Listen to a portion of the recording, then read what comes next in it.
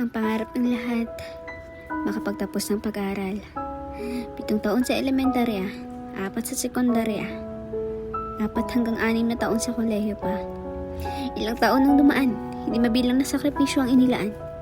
Mga pawis at luhang tumagaktak, mga matang hirap ng idilat dahil sa kakapuyat. Ngayon sa wakas, matatapos na ang hirap. Oo, akala ko matatapos na. Kailangan pa palang kumuha ng lisensya. Meron ng lisensya. Siguro naman matatapos na talaga. Akala ko lang pala.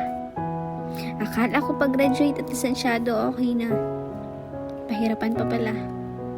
Pahirap ang makahanap ng trabaho na related sa kurso mo. Ano kaya kung mag-abroad na lang tayo? Upasok kahit sa kurso hindi na konektado. After graduation, hindi pa pala tapos ang laban. Hindi pala pwedeng hanggang dun lang.